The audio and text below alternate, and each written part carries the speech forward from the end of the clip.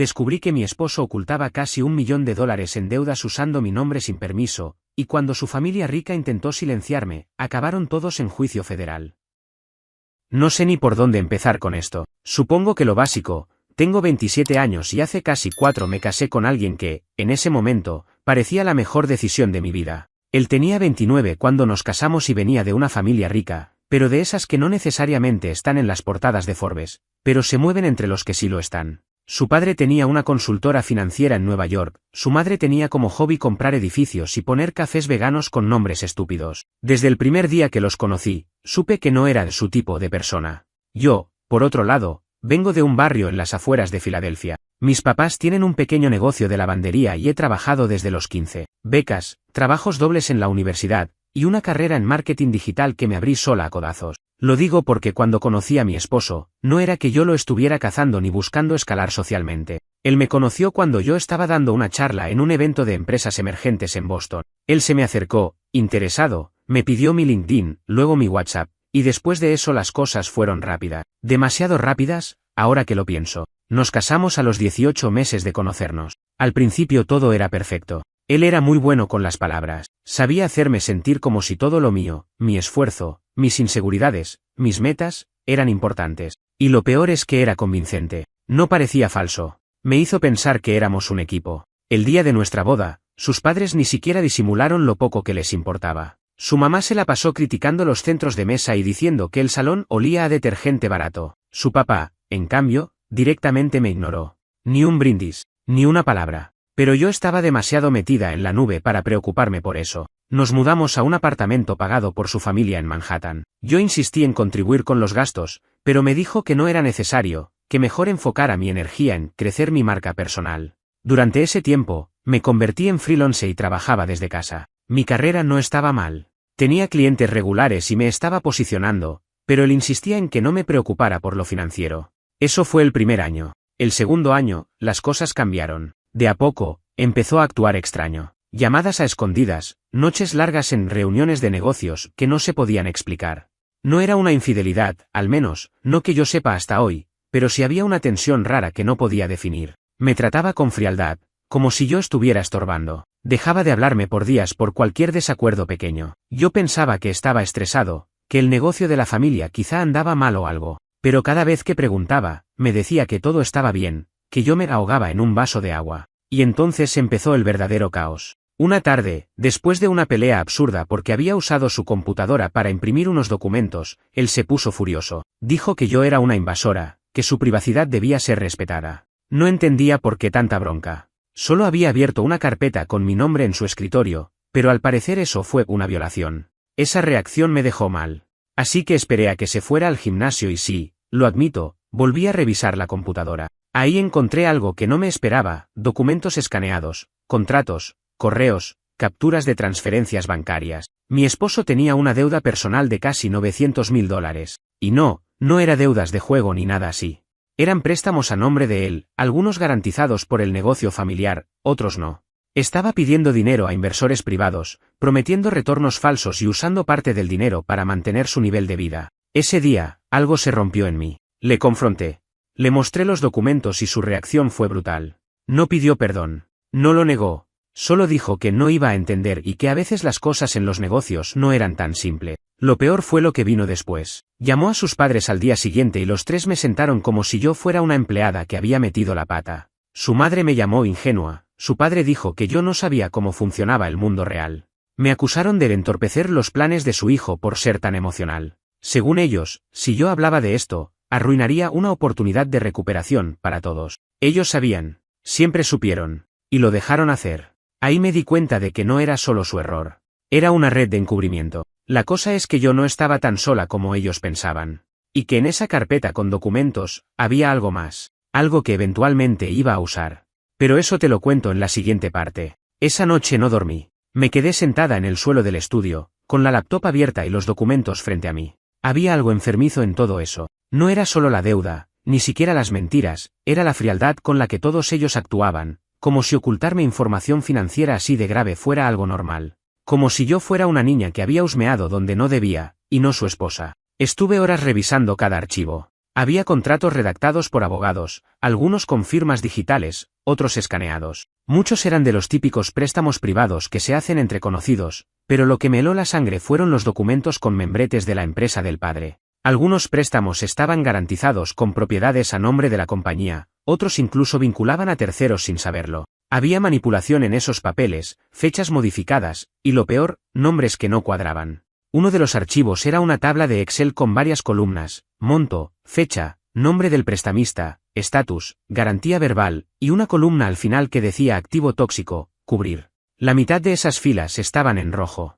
No soy contadora ni abogada, pero me dedico al marketing digital y sé cómo se ve algo turbio. Eso no eran deudas normales. Era una cadena de favores millonarios, con promesas falsas. Me metí a LinkedIn a buscar algunos de los nombres que aparecían en los contratos y ahí confirmé lo que sospechaba. Muchas de esas personas eran antiguos compañeros de universidad de su padre o socios menores del círculo empresarial.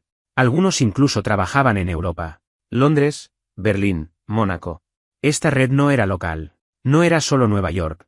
Mientras más leía, más claro me quedaba que mi esposo no solo estaba en problemas, estaba arrastrando a su familia entera con él, y ellos lo sabían. Pero lo que me congeló el cuerpo fue otro detalle más pequeño. Uno de los documentos incluía una carta en PDF con un encabezado en francés. Era una especie de notificación de una entidad bancaria en Luxemburgo, y el nombre del destinatario no era él, era yo.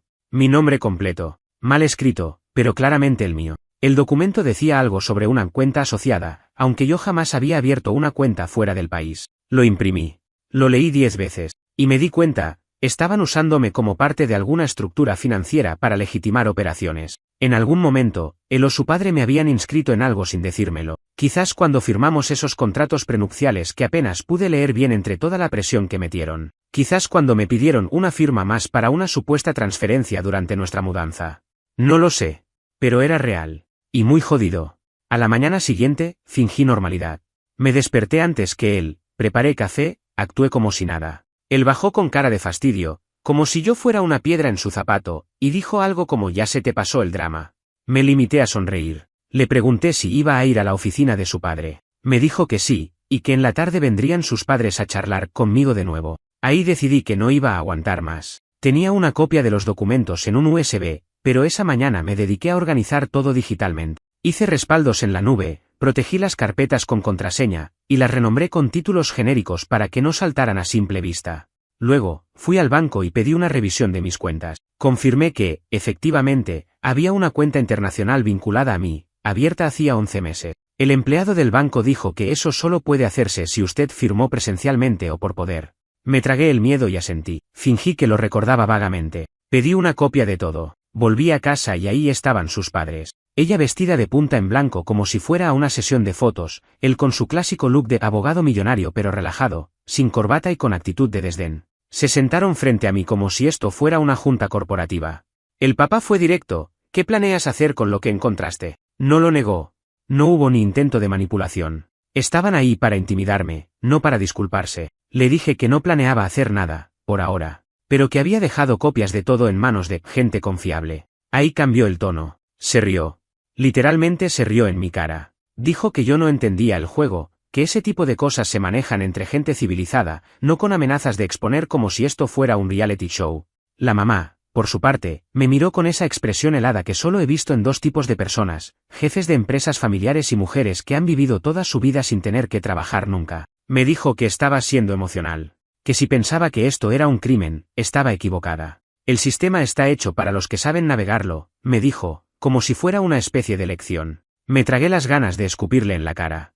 Ese día supe que no estaba sola solo en el matrimonio. Estaba sola contra una red. Pero también supe que tenían miedo. No del sistema, no de los contratos, sino de lo que yo pudiera hacer si hablaba con alguien que no estuviera en su mundo. Eso fue el inicio de mi plan. No sabía cómo hacerlo aún, pero ya sabía por qué. No iba a permitir que me usaran como fachada de sus estafas. No iba a ser su esposa decorativa mientras lavaban dinero usando mi nombre y mi firma. Y si tenía que arrastrarlos a todos conmigo, lo haría. No sé cómo explicarlo, pero hubo algo casi cinematográfico en lo que pasó después. No porque fuera glamuroso o planificado como en una película, sino porque fue tan absurdo que parecía guión. Todo empezó con una conversación totalmente inesperada en un café de mala muerte, con un tipo que yo ni recordaba bien, pero que sí se acordaba de mí. Lo conocí meses antes, en una cena de beneficencia a la que mi esposo me arrastró como parte de su show de esposa ejemplar. Esa noche yo estaba con dolor de cabeza, agotada, y tratando de aguantar las conversaciones eternas sobre inversiones en inteligencia artificial y residencias fiscales en Andorra.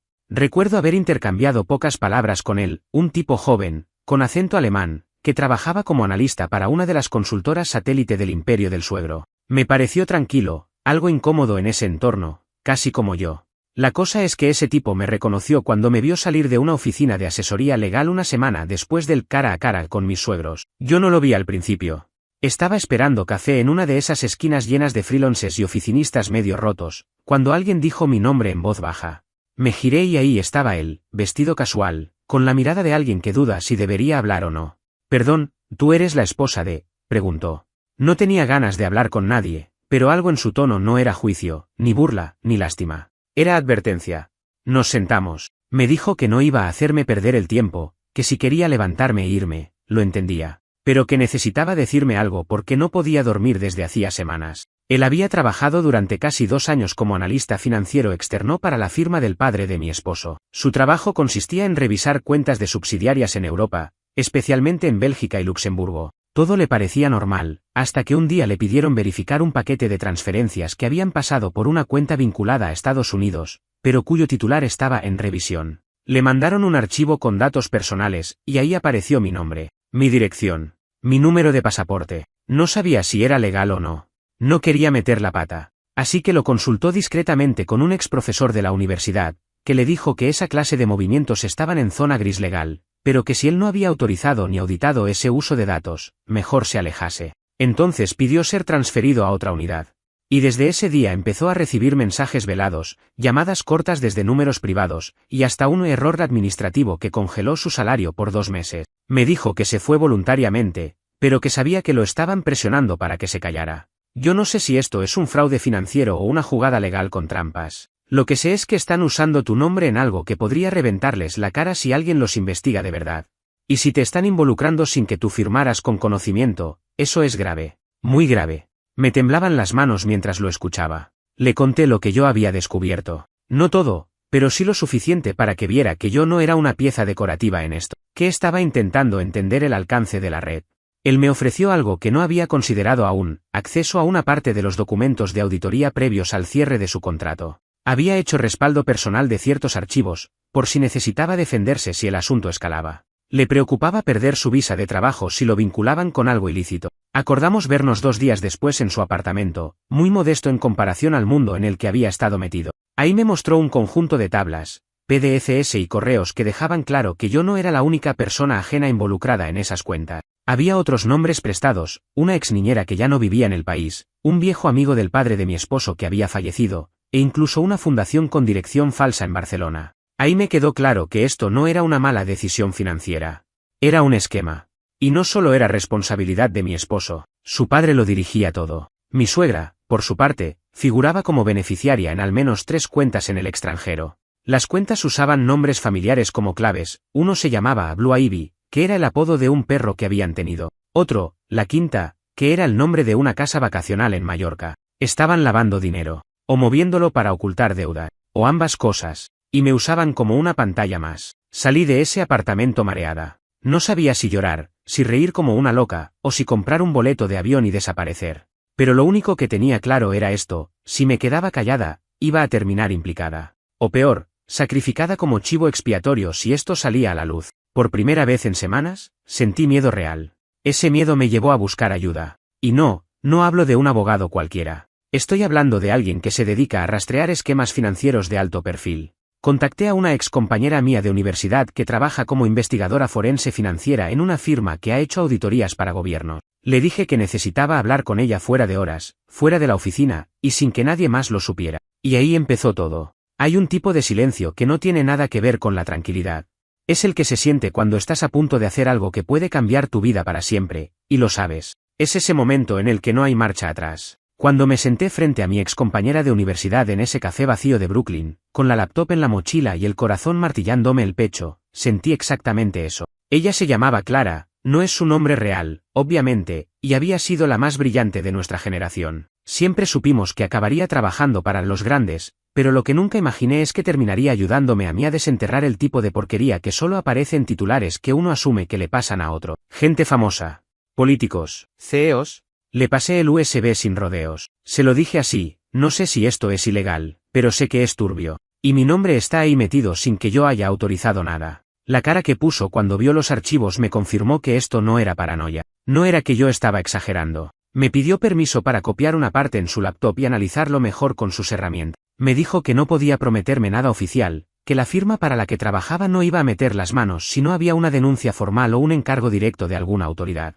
Pero me dijo algo que me marcó. Si tienes razón, y parece que sí la tienes, tú no eres solo víctima de una estafa. Estás siendo utilizada para limpiar dinero de procedencia desconocida. Y eso, si explota, te puede costar cárcel. Salí de esa reunión con dos certezas. Estaba en un juego muchísimo más grande de lo que pensaba. Iba a necesitar pruebas sólidas, porque si esto escalaba, no bastaba con decir yo no sabía. Esa misma noche, revisé cada papel que había guardado, cada correo que había recuperado de la papelera, cada backup de la computadora de mi esposo. Me volví obsesiva. Dormía 2 horas, comía cuando me daba cuenta que temblaba de hambre. Sabía que tenía que irme de ese apartamento, pero no sin tener todo bien documentado. Para entonces, él ya estaba actuando raro. Me hablaba como si supiera que yo había descubierto más de lo que admitía, pero no podía probarlo. Sus padres también se distanciaron, probablemente planeando cómo sacarme del juego sin escándalo. Me lo imaginaba, una oferta bajo la mesa, un acuerdo de silencio con una suma razonable y un NDA de 20 páginas. Lo clásico, pero no. Esta vez no. Lo que pasó después no lo esperaba. Un martes cualquiera, justo cuando pensaba que no había forma de que las cosas se pusieran peor, recibí una carta del banco. No era una notificación normal. Era una solicitud de aclaración por movimientos sospechosos en la cuenta internacional que yo supuestamente había abierto. Alguien estaba investigando. Pero el banco no decía quién. Solo pedían que confirmara si había autorizado una serie de movimientos entre marzo y mayo, con destinos en 3 países distintos. El miedo me paralizó. Pero después vino algo mejor, el instinto. Ese fue el punto de quiebre. El momento donde dejé de reaccionar y empecé a moverme con intención. Fui al banco.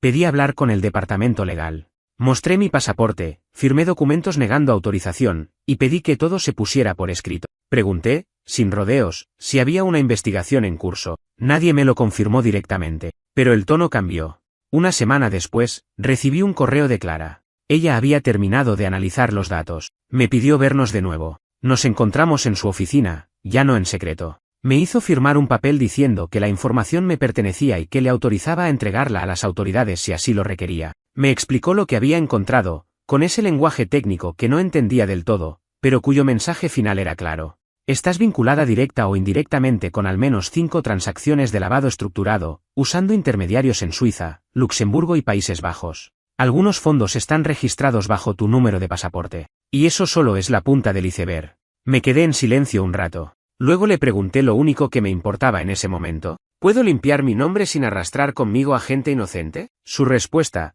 tal vez. Pero no puedes proteger a los culpables en el proceso. No si quieres salir de esto entera. Me fui sabiendo que ya no había escapatoria. No podía irme en silencio. No podía aceptar un acuerdo. No podía fingir que era otra historia más de una esposa engañada. Esto era otra cosa. Y yo estaba en el centro. Esa noche, empecé a escribir un documento. No para las redes. No para la policía. Para mí. Un archivo donde organizaba cronológicamente cada paso, cada sospecha, cada archivo, cada conversación. Quería tener todo en orden, porque algo me decía que iba a necesitar defenderme pronto. Y sí, lo necesitaba. Porque la próxima movida que hizo mi esposo lo cambió todo. No me sorprendió que intentaran manipular la narrativa, pero no imaginé que lo harían tan rápido ni tan sucio. Todo empezó con una llamada de una antigua amiga en común, de esas que aparecen solo cuando sienten que algo interesante está ocurriendo en tu vida. Me dijo que había escuchado rumores de que yo estaba pasando por algo emocional, que mi esposo estaba muy preocupado por mi estabilidad y que la familia estaba intentando protegerme. Ahí lo supe. Estaban preparando el terreno. No para salvarse ellos, sino para arruinarme a mí antes de que pudiera abrir la boca. Los movimientos fueron quirúrgicos. Primero, empezó a circular entre algunos conocidos de su entorno que yo tenía episodios paranoides desde hacía tiempo, que me había obsesionado con el trabajo de mi esposo, que lo espiaba, que no distinguía realidad de sospecha. Después, su madre, que hasta entonces había preferido la estrategia del desprecio frío, me mandó un mensaje de texto que me dejó helada. Querida, sé que estás pasando por mucho. No estás sola. Podemos ayudarte a buscar apoyo psicológico. Nadie va a juzgarte, solo déjate ayudar. Ese mensaje no era preocupación. Era munición. Una trampa.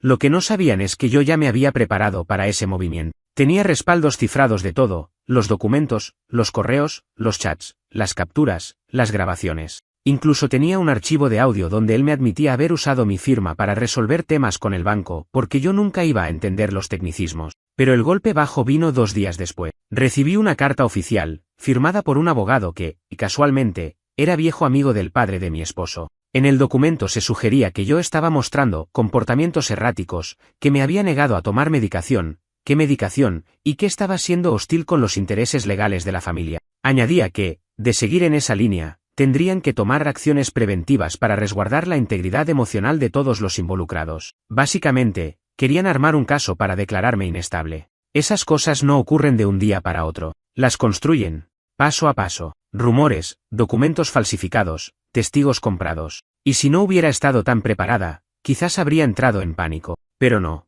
Yo también tenía una carta bajo la manga. Recordé algo que había ignorado por completo en medio del caos, una carpeta vieja en mi correo donde almacenaba grabaciones de las videollamadas familiares, esas que ellos usaban para discutir temas internos y donde rara vez me incluían. Una especie de sistema informal donde hablaban en clave, con guiños y jerga legal, creyendo que nadie más prestaba atención. Lo que no sabían es que una vez, por accidente, grabé una de esas reuniones con mi software de trabajo. Fue en enero, cuando mi esposo dejó su laptop encendida y conectada a mi cuenta de Zoom.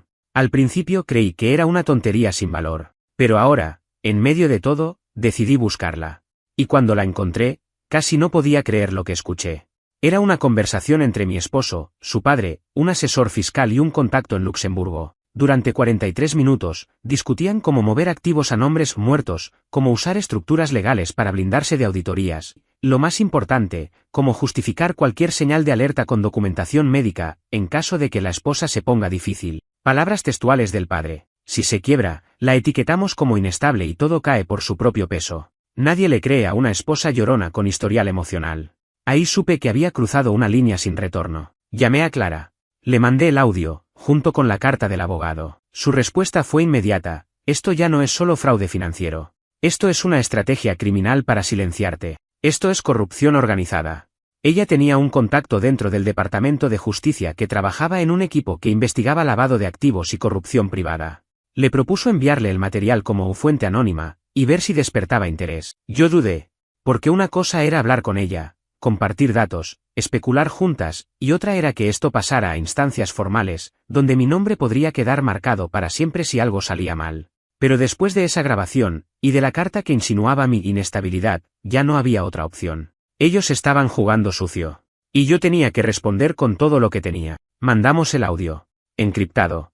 Con una nota anónima que incluía fechas, nombres, estructuras y una advertencia clara: había una red de movimientos financieros ilegales usando identidades reales sin consentimiento. Y había una testigo con pruebas, pero con miedo. Pasaron 3 días de silencio absoluto. Hasta que me llegó un mensaje desde un número desconocido, con un solo texto: podemos protegerte si colaboras. Reúnete con nosotros. Oficina en Park Avenue. Mañana. 8 de la mañana. Ven sola. No estaba firmando nada todavía. Pero lo que se venía era muy grande. Dormí 2 horas esa noche. No porque no lo intentara, sino porque la mente no me dejaba. Cada vez que cerraba los ojos, pensaba en todo lo que podía salir mal. Que fuera una trampa. Que nadie apareciera. Que me hicieran responsable a mí. Que ellos ya supieran que yo había hablado. O peor, que todo esto terminara en nada. A las 6:30 de la mañana ya estaba en la ducha, temblando. A las 7, salí hacia Park Avenue. Era invierno, pero ni el frío logró despertarme del aturdimiento. Llegué con 20 minutos de anticipación, como si eso me diera alguna ventaja, como si llegar antes significara tener el control. La oficina no tenía cartel, solo una placa genérica con el nombre de una consultora. Subí al 10º piso. Toqué la puerta. La abrí. Un hombre me esperaba adentro con una carpeta en la mano y un gesto que no era ni amable ni hostil. Profesional. Medido. Como quien ve pasar cosas como esta todos los días. Gracias por venir. Sabemos que no es fácil. No te preocupes, esto no es un interrogatorio. Es solo una conversación, dijo.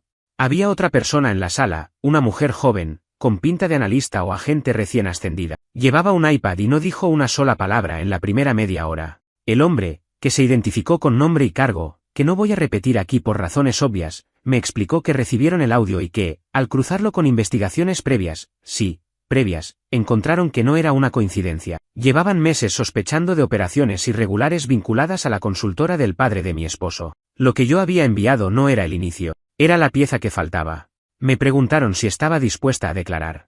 Les dije que sí, pero que necesitaba garantías, protección, un blindaje legal si esto escalaba. No quería terminar metida en algo que ni siquiera elegí ser parte. Él asintió, como si lo esperara. Lo entendemos. Pero también tienes que entender algo tú, me dijo, mientras abría la carpeta, si sigues adelante, no hay vuelta atrás. Esto va a juicio. Esto va a prensa. Esto puede tumbar carreras. No vas a poder desaparecer después de esto. ¿Estás lista para eso? No respondí de inmediato. Pensé en mi nombre, en mi familia, en mis padres que aún creían que todo estaba bien. Pensé en mi carrera, en lo mucho que había trabajado para tener independencia. Pensé en cómo ellos intentaron callarme con un papel médico, cómo me miraban como si fuera un mueble. Y dije, sí, estoy lista. Solo díganme qué tengo que hacer. Durante las 2 horas siguientes, detallé todo. Les entregué los respaldos físicos, los USB, las capturas. Les mostré cómo accedí a la información, cómo suplantaron mi identidad para firmar papeles, cómo la cuenta internacional estaba asociada a mí sin que yo la hubiera abierto. Les mostré la carpeta de Zoom, los audios, los nombres clave. Todo. Me escucharon con atención quirúrgica.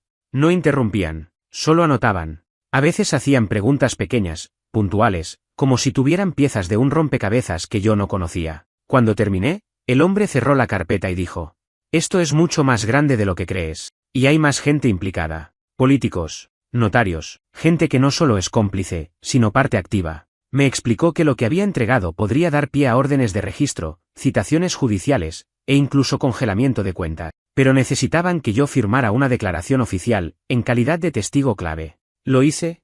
En ese momento, lo firmé. Me dijeron que no debía contarle a nadie, que mi seguridad estaba garantizada y que, en caso de amenazas o presión, me contactara directamente a un número que me dieron en una tarjeta blanca sin nombre. Salí de esa oficina con una mezcla de alivio y vértigo, como si acabara de salir de una cirugía mayor y todavía no supiera si iba a caminar normal otra vez. Pero lo que pasó después fue lo que realmente me dejó sin aire. 3 días más tarde, a las 4:15 de la mañana, tocaron la puerta del apartamento. Eran 2 agentes federales con una orden de incautación. No para mí, para él.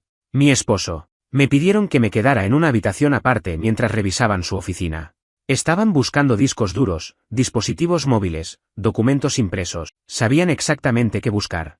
Eran metódicos, rápidos, fríos, como una limpieza quirúrgica. Él no estaba. Esa noche se había quedado en casa de sus padres. Probablemente ya les habían avisado. Probablemente estaban preparando sus defensas. Pero ya era tarde. A las 10 de la mañana, recibí una llamada del número que me dieron en la oficina. Era la analista. Tu esposo fue detenido esta mañana saliendo del edificio de sus padres. Su padre también. Estamos preparando cargos formales. No estás sola en esto. Pero es probable que intenten contactarte. Que intenten intimidarte. Queremos que sepas que si eso pasa, hay un protocolo. Corto. Yo me quedé en silencio, con el teléfono en la mano, y la mente girando en círculo. Todo estaba empezando. Pero también todo se estaba cayendo. En la parte 7 te cuento cómo reaccionaron los medios, qué hizo su madre, que no iba a caer tan fácil, y por qué casi cometió el peor error justo cuando todo estaba a punto de resolverse. Lo que no te cuentan cuando alguien cae en desgracia es que el caos no siempre estalla de golpe. A veces comienza con silencio. Una ausencia. Un teléfono que deja de sonar. Gente que antes te escribía todos los días, de pronto, desaparece. Así empezó todo tras los arrestos. Durante las primeras 48 horas, nadie me llamó. Ningún abogado de ellos, ningún miembro de la familia, ni siquiera los amigos neutrales, que solían mandarme mensajes llenos de dobles intenciones. Nada. Un desierto. Pero el silencio no duró. El tercer día, las noticias explotaron. Primero fue una nota pequeña en un blog financiero, el tipo de lugar donde solo los que trabajan en ese mundo prestan atención. Pero luego se expandió. CNN Money, Bloomberg, y hasta los tabloides más carroñeros recogieron la historia. Titulares con palabras como lavado de dinero, esquema offshore, colusión familiar, y el que más me dolió, esposa involucrada en red de estafa millonaria. No importaba que yo hubiera colaborado. No importaba que yo hubiera sido usada. Para los medios, yo era parte del show. El daño a mi reputación fue inmediato. Mis redes se llenaron de mensajes. Algunos me insultaban por hacerme la víctima, otros me trataban como una heroína. Pero todos opinaban. Todos juzgaban. Y lo peor es que yo ya ni sabía cómo sentirme con eso. Pero lo que realmente me empujó al borde fue el movimiento que hizo ella, su madre, Naomi. Una semana después de los arrestos, su equipo legal convocó una conferencia de prensa.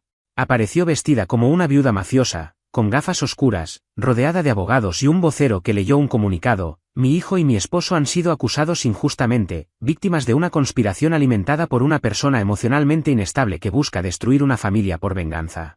No mencionó mi nombre, pero lo dejó claro. Luego me llegó el golpe personal, una notificación judicial. Su equipo estaba intentando invalidar mi testimonio argumentando que yo era parte interesada y que tenía motivos financieros para perjudicar al acusado. Básicamente, querían tacharme de oportunista. Decían que al colaborar con la investigación buscaba manipular el juicio para quedarme con más bienes en el proceso de divorcio, el cual, por cierto, aún no había podido comenzar legalmente, porque sus cuentas estaban congeladas. Tenía ganas de gritar, de estrellar algo, de salir a la calle y decirle al mundo que todo eso era mentira. Que no lo hacía por dinero, que lo hacía porque me usaron, me mintieron, me borraron como persona y me convirtieron en un nombre en una cadena de transacciones ilegales. Pero no lo hice, porque Clara me había advertido: si reaccionas emocionalmente, pierdes, deja que se desmoronen solos. Entonces, mantuve el silencio. Y fue en ese silencio que casi cometí el peor error de todos. Un día recibí una llamada de un número desconocido. Respondí sin pensar. Era él, mi esposo. Su voz era baja, controlada. Nada de lágrimas, nada de súplica. Solo ese tono manipulador disfrazado de cariño. Necesito hablar contigo. No como enemigos, solo, por todo lo que fuimos. Podemos arreglar esto. No tienes que cargar con todo esto tú sola. Tuve una especie de espasmo. Por un momento, la parte de mí que lo había amado, la que creyó en él, la que compartió cama, cafés, carcajadas, esa parte dudó. Quiso creer que había algo recuperable, que él había sido arrastrado por su padre, que quizás había un atajo donde todo se podía arreglar sin destrozar todo. Pero duró segundos. Le dije que no iba a reunirme, que lo próximo que iba a recibir de mí era un citatorio formal para firmar la solicitud de divorcio, con pruebas de todo lo que había hecho. Y entonces, su voz cambió. ¿De verdad crees que saldrás de esto limpia? Me dijo, como si no estuviera haciendo una amenaza, sino enunciando un hecho. Tú firmaste papeles, tú aceptaste cuentas. Te usé, sí. Pero lo hiciste fácil. Muy fácil. Nadie va a creerte cuando todo salga. Vas a caer conmigo. Colgué.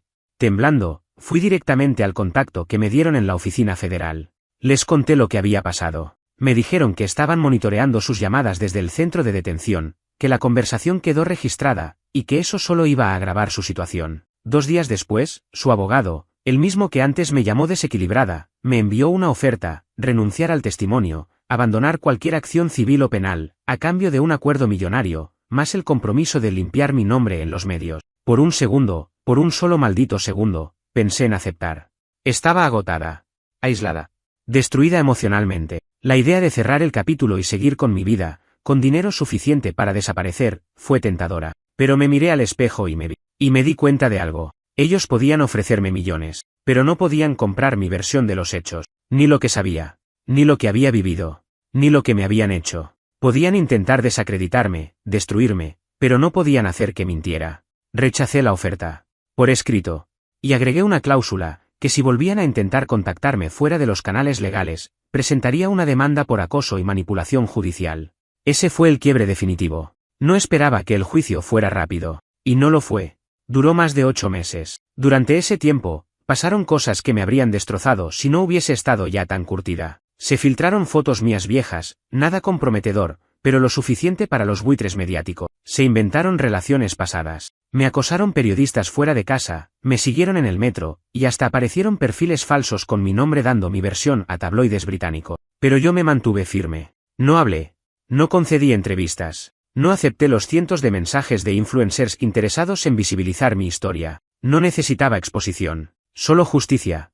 El juicio empezó una mañana de enero. El frío en Nueva York era brutal. Afuera, grupos de personas con pancartas se aglomeraban frente al tribunal.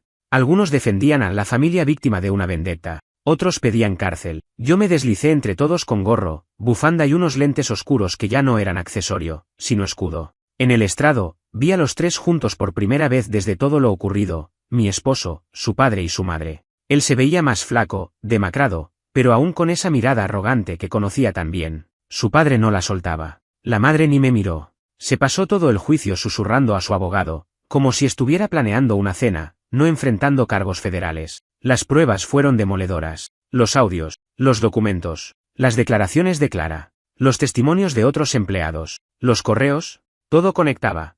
Y cuando la defensa intentó señalarme a mí como cómplice, el fiscal presentó la secuencia completa de cómo habían usado mi identidad en estructuras falsas sin mi conocimiento. Era tan clara, tan meticulosa, tan aplastante, que ni su abogado, el de los insultos, el de las amenazas, pudo sostener el argumento más de una hora. La sentencia cayó como plomo. Culpables: lavado de dinero, fraude fiscal, asociación ilícita, uso indebido de identidades, manipulación de testigos. El padre, 12 años. Mi ex esposo, 7 años y medio. La madre, 5 años con reducción por edad y salud, pero con inhabilitación permanente para operar en cualquier actividad empresarial en el país. Los tres apelaron, claro. Pero ya nadie los defendía. Sus socios los abandonaron. Las empresas colapsaron. Los bienes fueron embargados. Las propiedades en Europa quedaron congeladas por investigaciones en curso. Y a mí, me dejaron libre. Libre no en el sentido de estar feliz, o en paz, sino en el único que importa cuando has estado encerrada emocional y mentalmente por años, fuera de su control. Pude iniciar mi divorcio sin obstáculos. El juez falló a mi favor en todos los términos. No pedí millones, solo lo justo. Lo suficiente para reconstruir mi vida sin tener que mirar atrás. Lo firmé con la misma pluma que ellos me hicieron usar para sus papeles trampa años atrás. Una especie de venganza simbólica que nadie entendió salvo yo. Una semana después de la sentencia, recibí una carta. No tenía remitente. Vino entregada por mensajería. Adentro, una hoja simple, a mano. Era de él. Sé que odias todo lo que represento ahora. Probablemente siempre lo hiciste y no lo noté. No espero perdón. Tampoco comprensión. Solo quiero que sepas que en medio de toda la porquería, hubo días en los que de verdad creí que éramos algo más que parte de una estrategia. Y si me fui hundiendo, fue porque nunca supe cómo ser otra cosa que lo que me enseñaron. Pero tú lo rompiste todo. Y quizás eso es lo mejor que me pasó. Porque en la ruina, al menos, sé que lo que me destruyó, fue real. Lo leí 5 veces. No lloré. No lo respondí. No guardé la carta. La quemé. Hoy vivo en otra ciudad. Cambié de número. Trabajo en una empresa donde nadie sabe lo que pasó, al menos no directamente. Algunos lo intuyen, por cómo miro las cosas, por cómo me manejo. Pero nadie pregunta. Y yo no cuento. No porque me avergüence, sino porque elegí que mi historia, la mía, empieza después del final. ¿Soy la villana? ¿La víctima? ¿Una oportunista? No lo sé.